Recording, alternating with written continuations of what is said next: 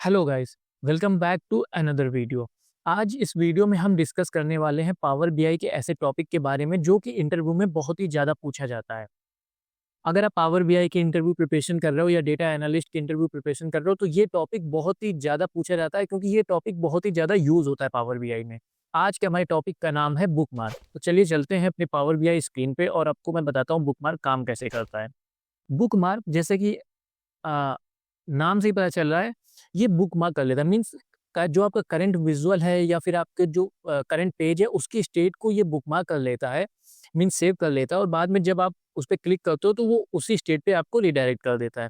जैसे कि आपने कोई वेबसाइट सर्च करते हो, आप फ्रिक्वेंटली आपको वो वेबसाइट यूज़ करनी है तो आप उसको बुकमार्क कर लेते हो और जब वो बुकमार्क पे क्लिक करते हो डायरेक्टली वो वेबसाइट ओपन हो जाती है, राइट? ऐसे ही काम करता है बुकमार्क पावर बीआई में भी।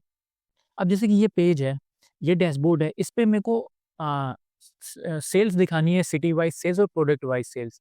सो हम इस पेज पे तो नहीं दिखा सकते, राइट?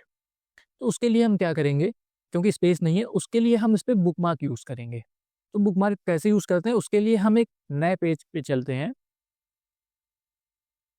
यहाँ पर हमको सिटी वाइज़ सेल्स दिखानी है, इसको रीनेम भी कर देते हैं, इसको नाम दे देते हैं बुकमार्क 1।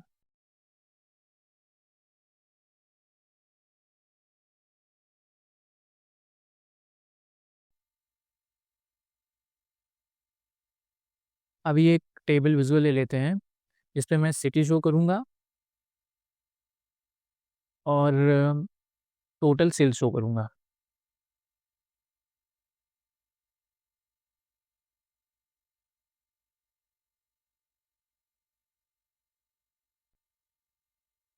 अब ये हमारा विज़ुअल क्रिएट हो गया।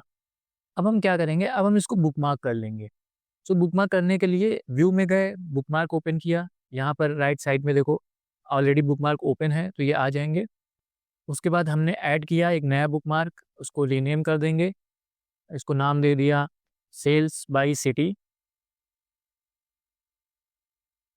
Sales by city. ये बुकमार्क बन गया, इसके साथ हम बटन भी इंसर्ट कर देते हैं इसमें और एक्शन में इसमें अगर आप देखोगे तो बैक है जो कि हमें चाहिए था।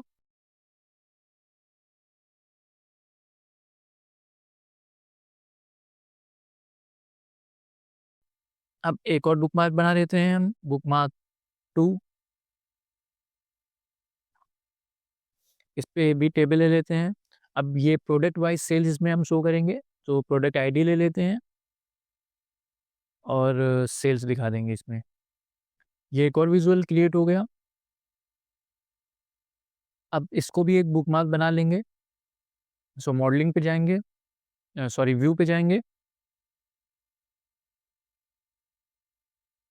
बुकमार्क ओपन किया, बुकमार्क ऑलरेडी ओपन है। अब नया बुकमार्क आ गया, इसको आप रीनेम कर लो, इसको हम नाम दे देंगे sales by product.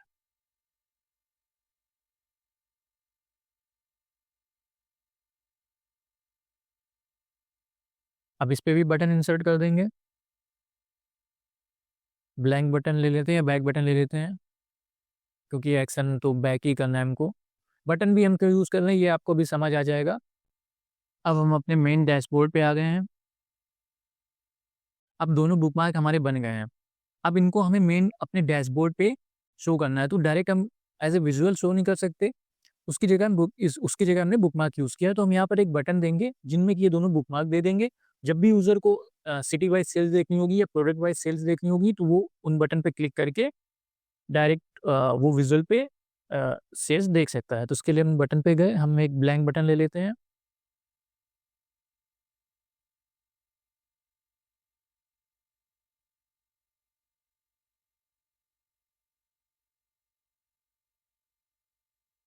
2 blank button ले लेंगे क्योंकि 2 बुकमार्क बनाए हैं हमने।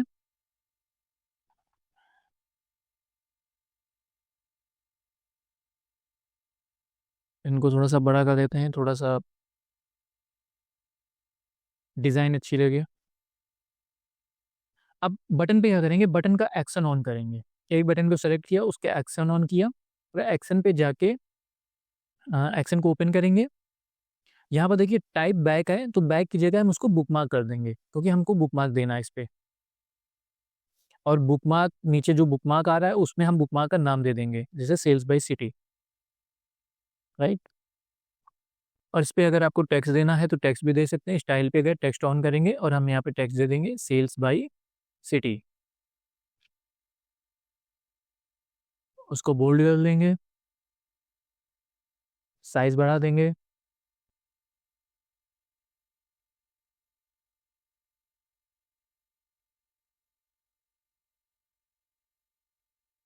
राइट।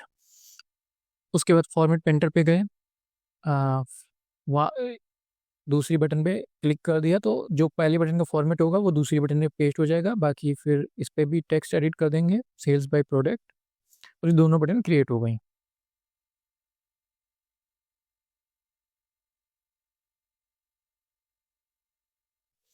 अब हमने सारी डिटेल एक ही डैशबोर्ड पे प्रोवाइड कर दी है।